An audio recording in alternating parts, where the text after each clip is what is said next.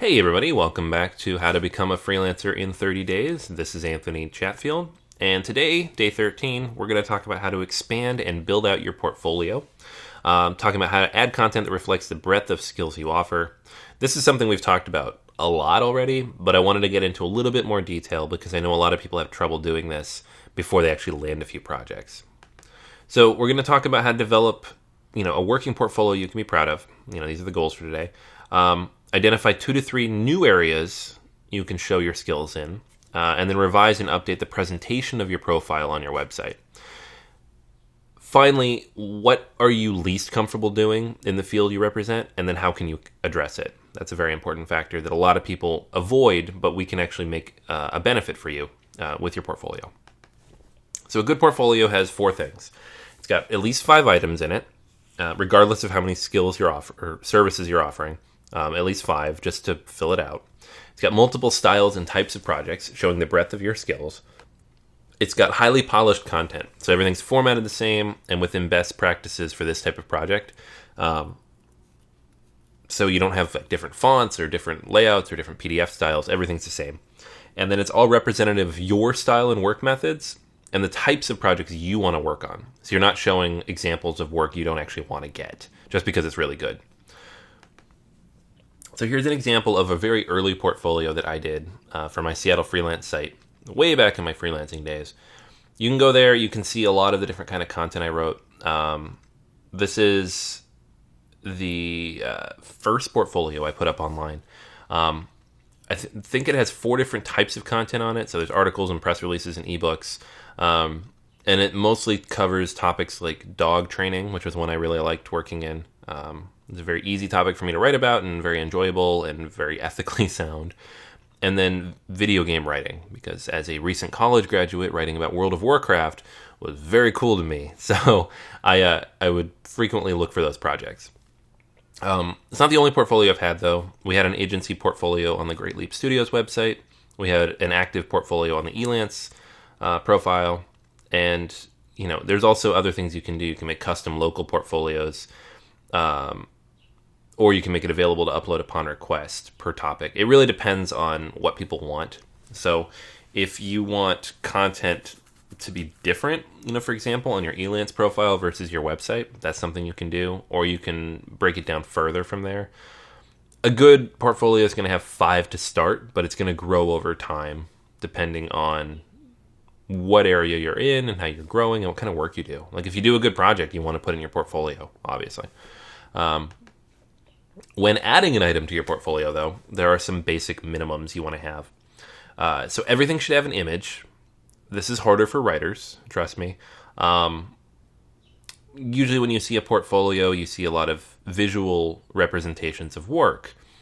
Writers don't have that visual representation of work, so you have to decide whether you want to get like a stock photo or have like an image of the actual document. I opted for the latter usually. It's up to you how you want to do it. The goal here is just to make it easy for people to see what you've been doing, not necessarily to make it visually stimulating, unless you're a designer or a developer, in which case it's very important. You also want to include client feedback if you can. So ask them for a quick quote or use the feedback they give you on Elance. And then if you can, the results that it garnered. If you're writing something, try to find out how it was used and what happened with it. For example, if it's a blog post, find out how many hits it got, find out how many leads it generated. If it's a piece of website content, see if that page increased conversion rate or whatever it is. Most clients aren't going to tell you these things unless you ask, but you'll be surprised how many of them will tell you if you ask, so it's worth asking. Finally, competitor profiles, look and see what people have and then try to cover that, and then target projects. Make sure it's covering things that you would like to get. So for example, I wanted dog training and World of Warcraft content projects. So that's what I put in my portfolio. The goal of a good portfolio is to build a narrative of who you are and what you can do for people. That's what these things should be doing. So it shouldn't be a random hodgepodge of stuff. It should be a very clear picture of the kind of worker and writer or designer or developer, whatever you are. So when people find that, if it matches what they're looking for, they'll hire you. Now, for your weak points, this is one of the areas that a lot of people ask me about. What do I do about the areas in which I know I'm not any good? Do I avoid it? Do I find something to put up there anyways? It's hard to kind of tackle a new area, for example. One of my weakest points early as a freelancer was long-form content. I hadn't written any ebooks or anything really longer than 20 pages, about a year into my career, and I was missing out on a lot of projects. People were asking me to do ebooks, and I would turn them down because I didn't really know how to approach it. So what you can ask yourself now is what you're least comfortable doing as a freelancer. What kind of projects are you avoiding, or are you just not super psyched to get? And then how can you focus your skills on strengths and build on your weakness incrementally? So your portfolio is going to focus on stuff you're really good at, right? That's fine.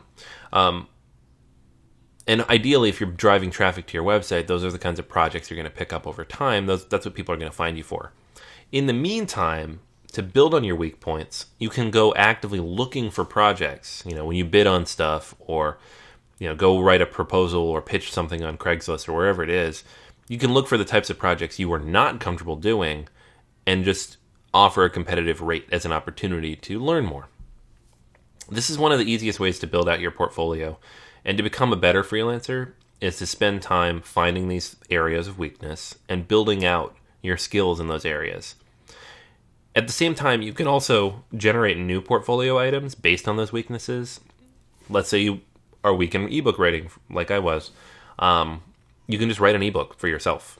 It doesn't have to be something necessarily written from scratch, but it could be something that you can use for your website, or maybe it's just on a topic you enjoy. Maybe you'll launch your own ebook because of it. Whatever it ends up being, use that opportunity to build out your portfolio a little bit. All right. And then finally, for today's actions, identify what your ideal portfolio looks like. Outline specific tasks needed to build your portfolio further, if you haven't done it already. Check your competition for ideas and thoughts to see what they're doing with their portfolio. And then create a list of samples you can create or reuse for your portfolio, so you can start building it out. All right? So that's everything for today. Make sure you leave any comments or questions in the area below. And if you haven't yet, drop a review for me and let me know what you think of the program as a whole. All right? So that's everything for today, and I will talk to you tomorrow.